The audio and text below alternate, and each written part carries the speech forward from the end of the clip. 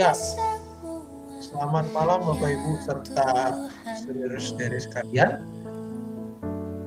Kalau lihat di jam Bapak Ibu semua, jamnya mudah-mudahan kita semua sama ya bahwa jamnya sudah jam 7 tepat begitu ya.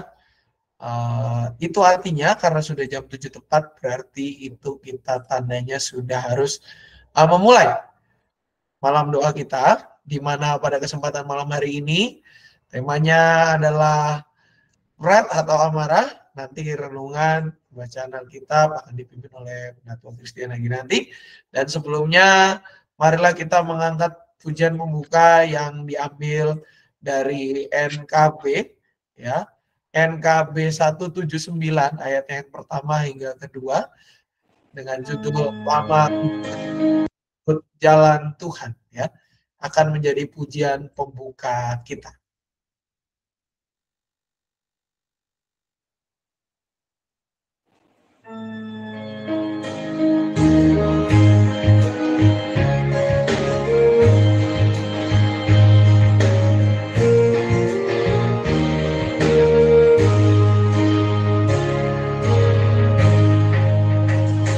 Lama ku enggan mengikut jalan Tuhan, hanya turut hawa nafsu diriku, serta ku menandang penebus salib. Aku berserah kepada Rajaku, ingin kehendakmu kali sungguh indah. Ada damai, hilanglah keluh kesah, jiwa dapat berteduh dalam naungan Tuhanku, dan merasa perhentiannya.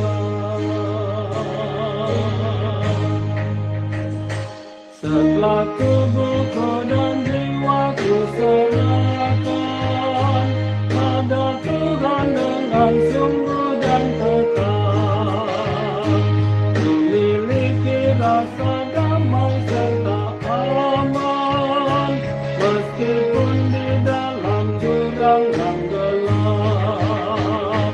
Ingin kehendakmu kali sungguh indah, ada damai, hilanglah keluh kesah, jiwa dapat berteduh dalam naungan Tuhanku, dan merasa perhentiannya.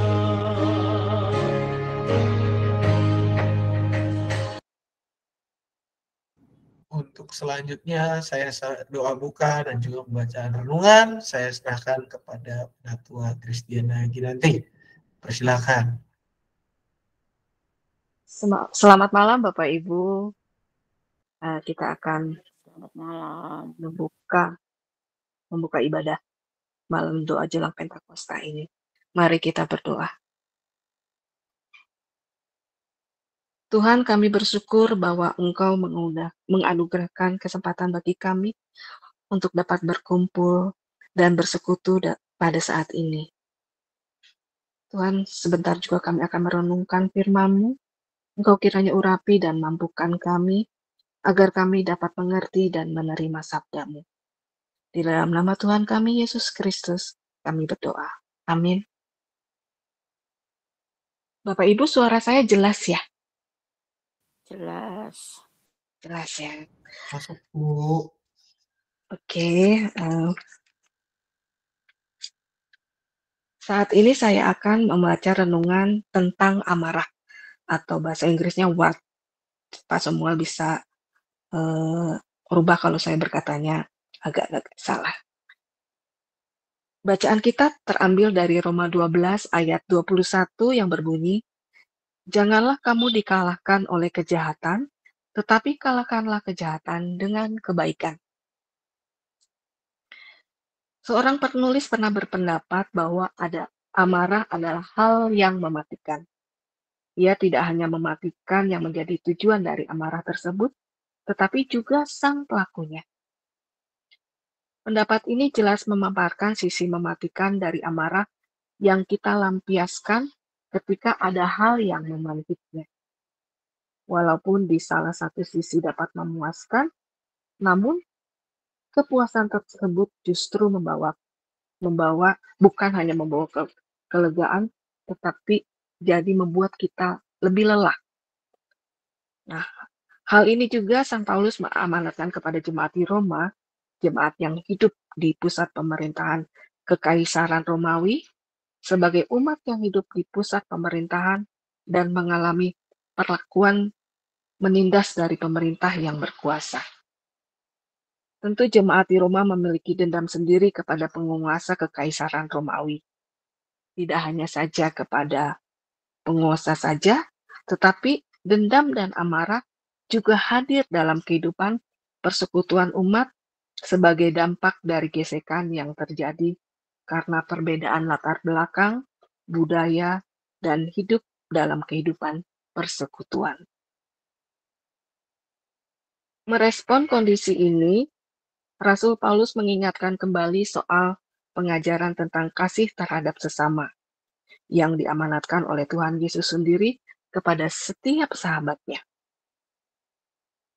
Paulus mengingatkan kepada jemaat di Roma agar mereka tidak termakan oleh amarah, melainkan menjadi pelaku-pelaku kasih yang nyata dengan mau mengalahkan setiap kejahatan dengan kebaikan atau kemarahan dengan kerendahan hati. Paulus mengajak agar jemaat mau saling mengasihi satu sama lain, sebab tugas kita ialah saling mengasihi. Menangani kemarahan merupakan topik yang penting dari orang-orang yang seperti orang-orang yang datang ke tempat konseling, banyak yang memiliki masalah yang berhubungan dengan kemarahan. Kemarahan dapat menghancurkan komunikasi dan merusak hubungan, menghancurkan sukacita dan keselamatan banyak orang. Sayangnya, banyak orang cenderung membenarkan kemarahannya, bukan bertanggung jawab untuk kemarahannya. Dan menurut saya, kemarahan itu akan berubah menjadi dosa ketika yang pertama, kemarahan yang dimotivasi oleh kepentingan pribadi. Itu boleh kita baca di Yakobus 1 ayat 20. Saya akan bacakan buat Bapak Ibu. Sebab amarah manusia tidak mengerjakan kebenaran di hadapan Allah. Dan yang selanjutnya, ketika tujuan Allah diselewengkan.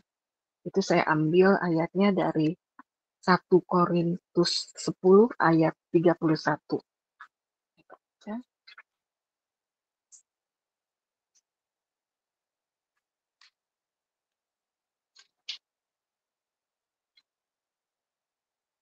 Aku menjawab, jika engkau makan atau jika engkau minum, atau jika engkau melakukan sesuatu yang lain, lakukanlah semuanya ini untuk kemuliaan Allah.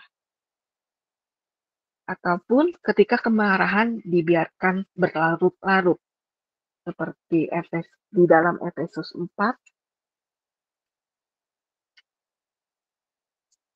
ayat 26 sampai dengan 27.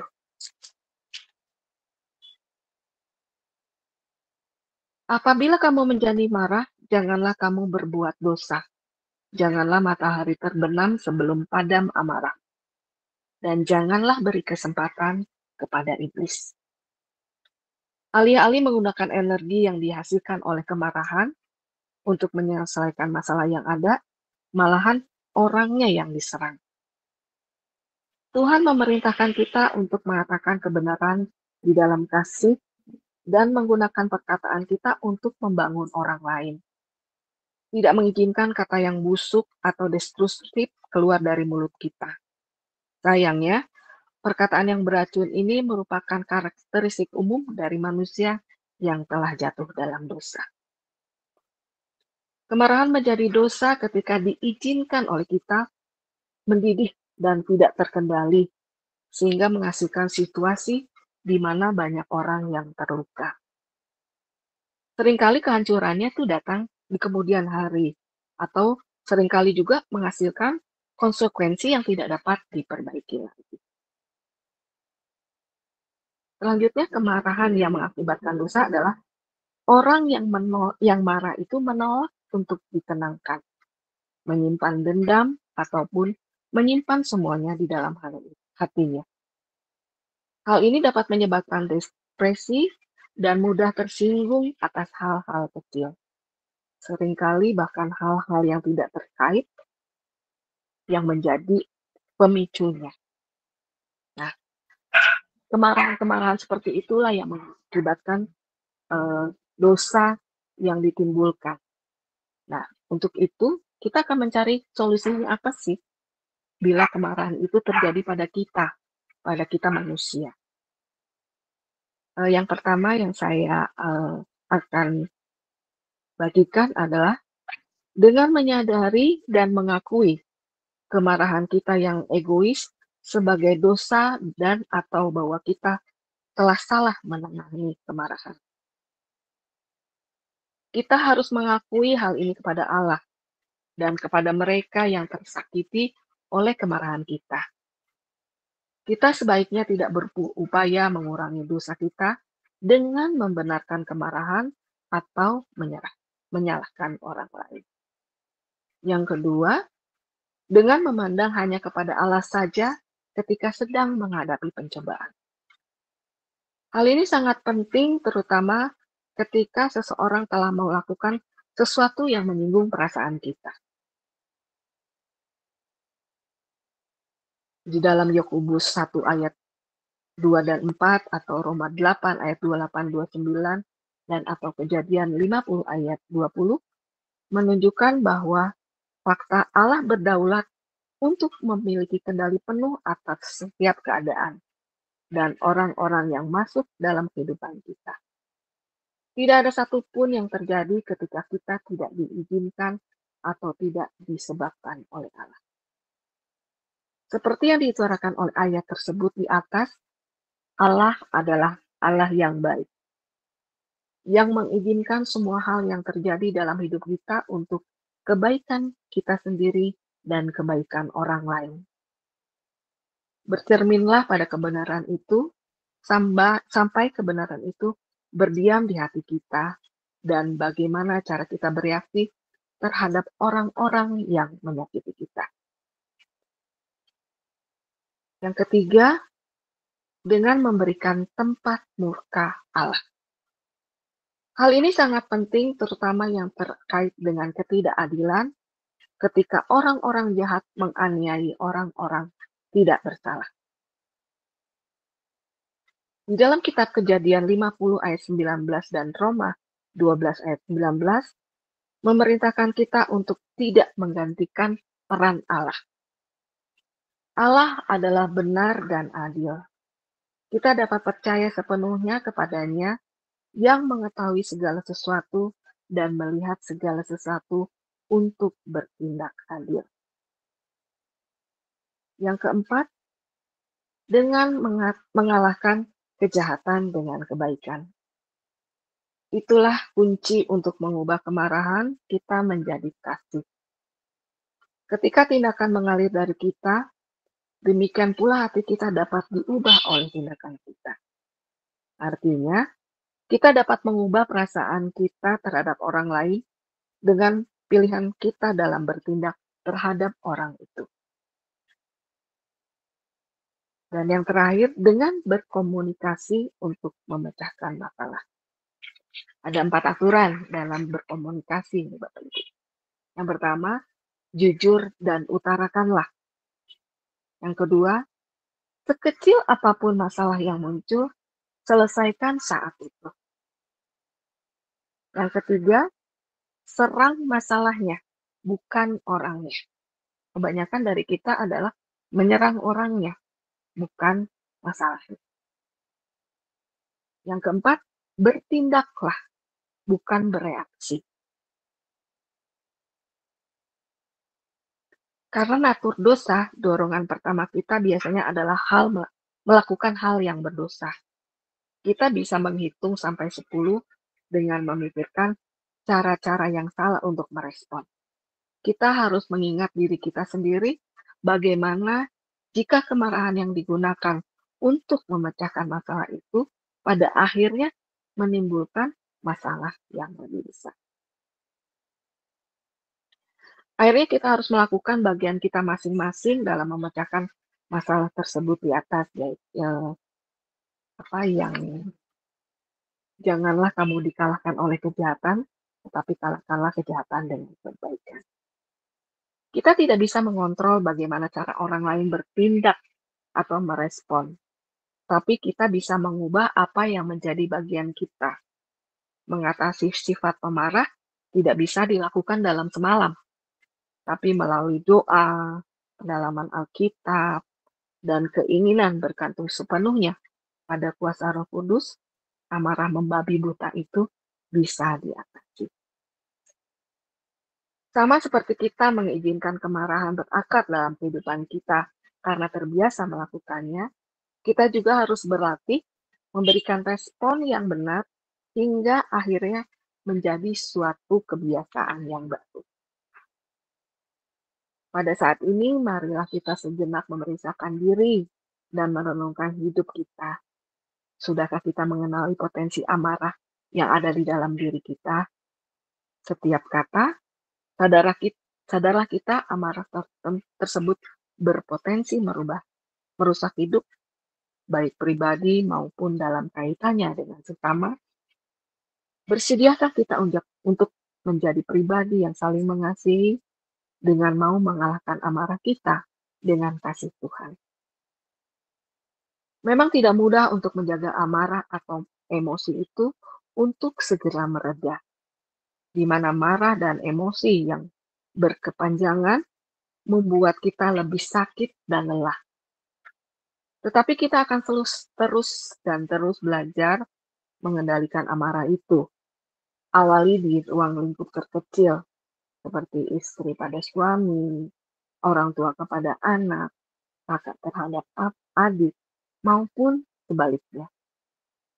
Mintalah pada Tuhan agar kita dapat mengendalikan amarah kita, bukan karena kita kalah, tetapi karena kita adalah anak-Nya yang selalu baik dan rendah hati dalam Yesus Kristus. Amin. Salam healing buat kita semua.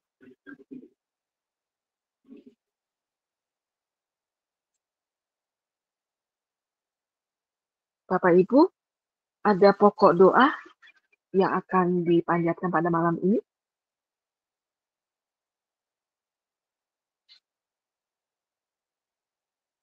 Dipersilakan bagi Bapak Ibu yang mungkin mau menambahkan pokok doa syafaat, bisa menuliskan di kolom komentar, maupun bisa membuka mic-nya. Silakan Bapak Ibu. Mic-nya. Selamat malam, Bu. Ya, Ini dengan Mama Delo. ya Mama Delo. Hari ini Delon ulang tahun. Sama hari ini juga dia lagi panas, Bu, sama muntah-muntah. Oh, malah lagi sakit ya, Pak, Ibu? Iya, Bu. Borongan ya, Bu ya. Oke. Ada lagi selain Mama Delo?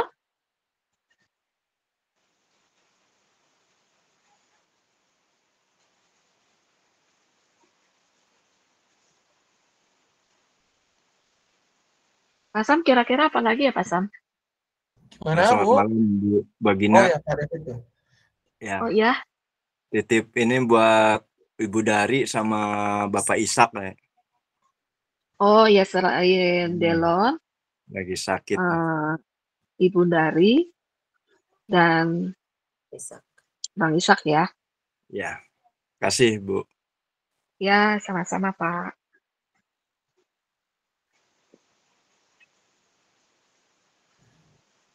Ada lagi Bapak Ibu? Korem Mbak yang mau ke BNN. Oh, korem.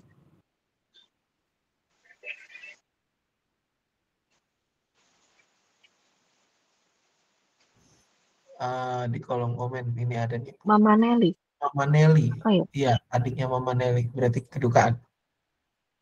Oh, adiknya Mama Nelly ya? Ya, betul, Bu. Yang gaptek nih, Pak. Aku ngeliatnya di mana ya, Pak? Di kolom komentar, Bu, ini. Di email saya lihat.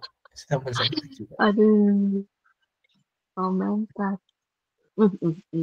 Di apa ya nam bahasa Indonesia? Chat. Chat. Aduh, makin CHAT. nggak tahu deh. Ada ya, Apa Bu? Pak tulisannya? Mama Nelly kedukaan adiknya berpulang ke pangkuan Bapa di surga.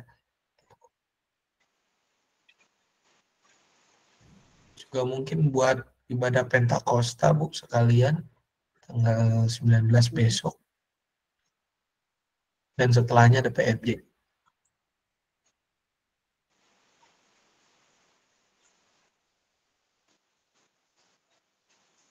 Oke.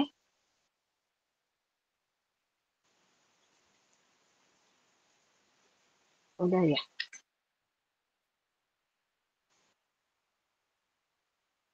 Pak Samuel, ada Bu Ning nggak di situ?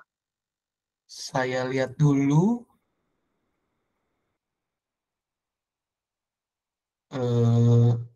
Adanya di sini malah saya lihat tulisannya Pak, tadi ada Parodi Wongkat deh. Nggak ada, hilang, Bu. Hilang. Nggak ada ya? Nggak ada. Hilang.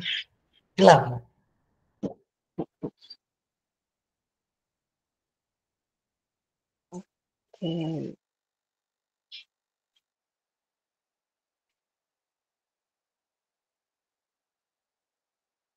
Siapa ya, Pak?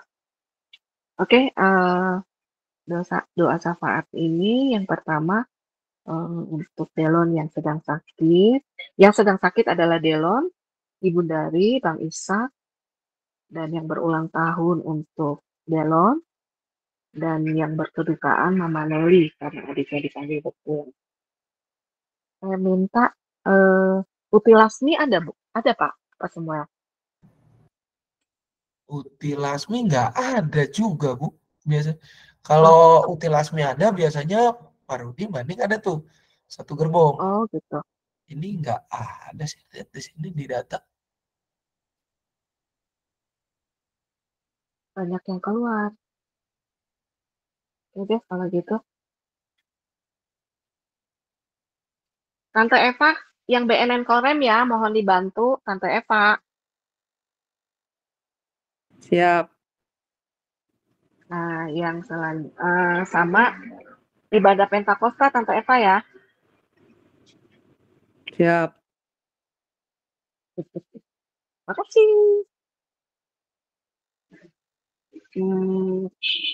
Nanti yang pertama saya, yang untuk ulang tahun dan yang sakit dan kedukaan, Pak Sam yang penutup ya Pak Sam. Siap, Bu. Siap. Saya, Tante Eva, dan Pak Sam. Ya, oke.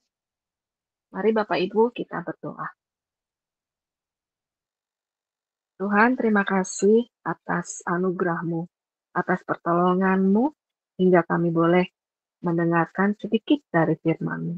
Ajarkan kami Tuhan, agar apa yang boleh kami terima dapat masuk ke dalam ruang hati kami yang terdalam, sehingga apa yang boleh kami dengar itu boleh kami lakukan. Bapa dalam surga, terkhusus pada malam hari ini Tuhan, kami berdoa buat anak kami Delon yang berulang tahun. Kiranya Tuhan memberikan kekuatan kepada Delon di dalam setiap langkah hidupnya. Biarlah Delon menjadi kebanggaan bagi keluarga, bagi teman-temannya, bagi saudara-saudaranya. Sehingga pertambahan usia ini boleh Engkau berikan kepadanya untuk dalam setiap langkah yang dia ikuti itu seturut dengan kehendak-Mu. Juga Tuhan, kami berdoa bagi mereka yang sedang sakit, kami khusus terutama buat anak kami Delon, Ibu dari Bang Ishak. Tolong Tuhan bantu mereka di dalam sakit penyakitnya. Kami percaya Engkau selalu menjamah setiap sakit penyakit yang di dalam tubuhnya agar boleh berangsur membaik. Berkati dokter, obat-obatan yang diminum, sehingga kesembuhan boleh ada di dalam diri mereka. Juga Tuhan, kami berdoa buat Mama Nelly di dalam kedukaannya, atas meninggalnya adik yang tercinta. Kiranya Tuhan memberi kekuatan kepada keluarga besar, sehingga apapun yang terjadi, Namamu boleh ada untuk selalu memberikan kekuatan dan penghiburan. Tuhan, terima kasih. Doa yang tidak sempurna ini kami panjatkan di dalam. Tuhan Bapa yang baik, kami bersyukur di hari kelima di malam doa jelang Pentakosta ini, kami tetap dapat bersekutu bersama-sama untuk mendengarkan firman Tuhan. Biarlah hati kami selalu bersuka cita Tuhan dan melihat bagaimana Tuhan begitu baik dalam kehidupan kami. Untuk kami juga diberikan seorang penolong, yaitu Roh Kudus, yang akan Kau curahkan di pada hari Pentakosta yang akan datang. Tuhan, biarlah apa yang kami lakukan ini boleh menyenangkan hati Tuhan. Biarlah apa yang kami lakukan ini boleh menjadi suatu kerinduan, bukan menjadi suatu keterbebanan atau keterpaksaan, agar kami senantiasa senang bersekutu seperti Tuhan yang senang juga melihat anak-anaknya bersekutu bersama-sama di dalam nama-Mu. Kami berdoa untuk ibadah Pentakosta pada tanggal 19 yang akan datang. Biarlah Tuhan memperlengkapi setiap persiapan yang dilakukan oleh majelis jemaat maupun panitia Paskah. Biarlah kami juga boleh bersama-sama bersuka cita membawa persembahan syukur tahunan kami yang akan kami kumpulkan bersama-sama di hari Minggu yang akan datang. Biarlah semua itu boleh mendatangkan sukacita, boleh mendatangkan berkat bagi kami semua, untuk kami boleh merasakan bagaimana Tuhan selalu menyertai dan menjaga setiap kami. Biarlah Tuhan yang menolong segala sesuatunya, sehingga umat-Mu tetap bersemangat untuk mendengarkan dan beribadah kepada Tuhan. Kami juga berdoa untuk anak-anak remaja-Mu yang akan pergi ke BNN Tuhan pada tanggal 18 yang akan datang di hari Sabtu. Kami bersyukur kalau anak-anak-Mu diberi kesempatan untuk mendapat pembekalan dari Badan Narkotika Nasional. Mengingat begitu banyak kejadian yang membuat masa depan mereka hancur karena narkoba. Biarlah anak-anak kami diberikan kesehatan, perjalanan pulang perginya boleh berjalan dengan baik.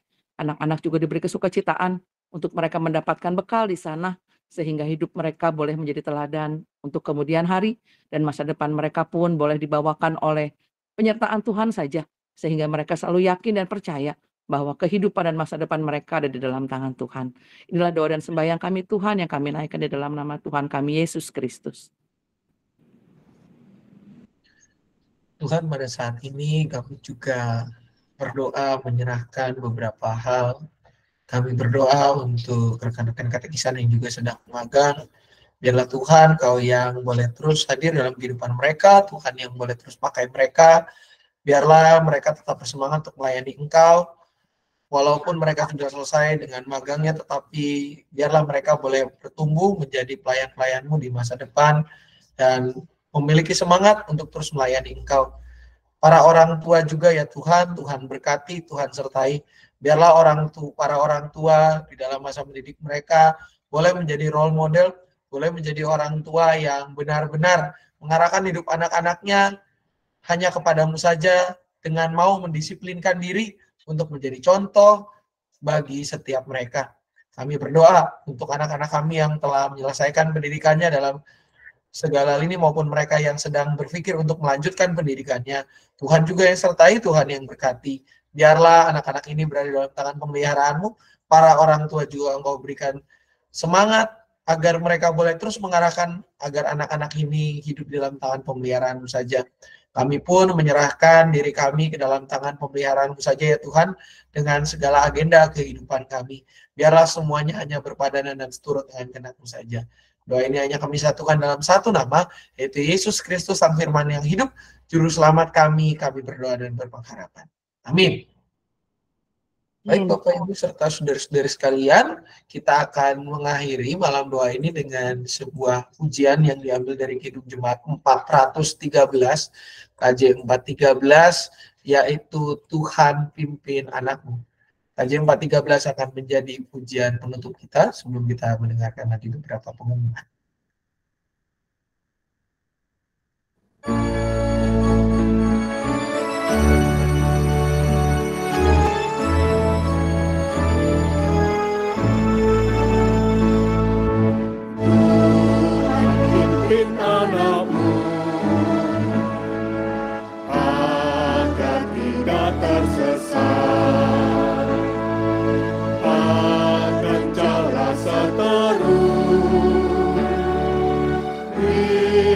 kau tetap dekat. Tuhan pimpin arus hidup menderas, agar jangan kau sesat, pegang tanganku erat. Hanya di kau sajalah perlindungan yang teguh. Bila hidup menekan, kau harapanku penuh. Tuhan pimpin arus hidup menderas, agar jangan ku sesat, pegang tanganku erat.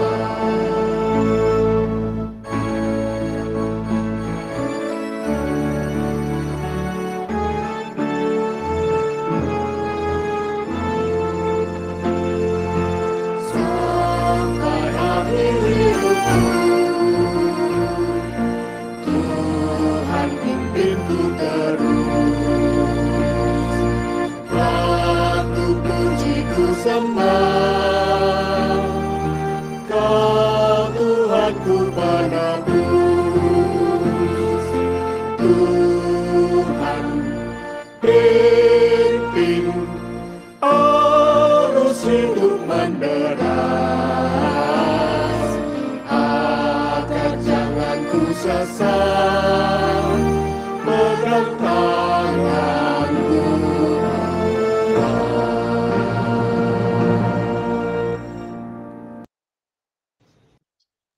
Baik Bapak Ibu serta saudara-saudari sekalian, malam doa kita sudah selesai. Terima kasih kepada Penatua Krisdiana atas renungannya, kiranya ini menjadi berkat bagi kita semua. Bapak Ibu serta saudara-saudari sekalian, besok kita akan lanjut lagi. Ya, besok kita lanjut lagi, masih ada sekitar 3 kali pertemuan lagi Bapak Ibu sampai dengan hari Sabtu, terakhirnya hari Sabtu gitu ya. Di mana besok tanggal 16 tema kita adalah hawa nafsu atau lust gitu ya. Di mana renungan kita akan dipandu oleh Penatua Hermanto. Kita akan mulai pada pukul 7 seperti sekarang ya. Juga Bapak Ibu menyampaikan pesan sponsor dari panitia Pentakosta.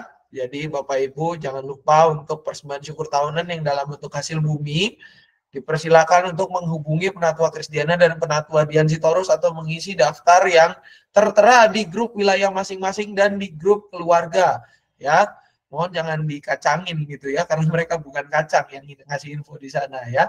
Jadi Bapak Ibu serta saudara-saudari bisa memberikan persembahan dalam bentuk hasil bumi, di mana kita akan mengambilnya atau bisa juga diantarkan langsung ke gereja kalau boleh tanggal 18 begitu ya, atau hari Sabtunya. Dan bagi Bapak Ibu yang membutuhkan pick up atau pengambilan, maka pengambilan persembahan hasil bumi diambil mulai tanggal 16 Mei sampai dengan 17 Mei begitu ya. Sorry, tanggal 17 sampai ya 16-17 Mei gitu ya, sampai 18 lah batas maksimalnya.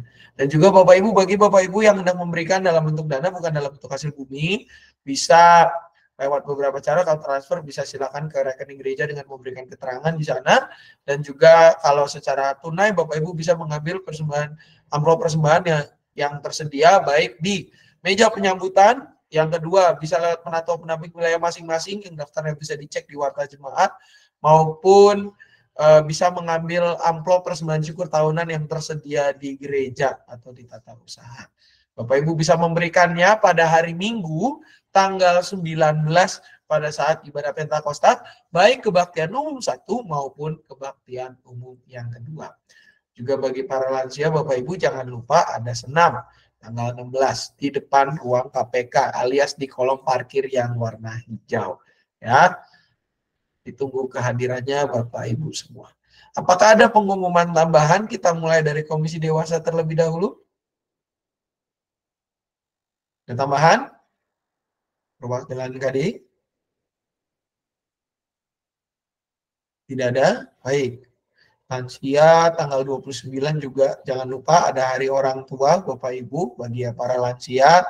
Detail pengumuman bisa dicek di grup WA lansia maupun keluarga GKI Cicurug. Nah, jika tidak ada tambahan, maka kiranya semua renungan dan pembahasan tadi boleh menjadi berkat bagi kita yang semakin menolong kita untuk menjadi anak-anak yang hidup di dalam kehendak Tuhan saja sebagai sahabat-sahabat Kristus yang semakin mampu dan nyata menghadirkan damai sejahtera dalam kehidupan kita. Selamat malam, selamat melanjutkan aktivitas kita. Tuhan Yesus memberkati. Terima kasih, selamat malam. Selamat Bapak Ibu. Terima kasih. Selamat malam, Pak Sam semuanya. Selamat malam.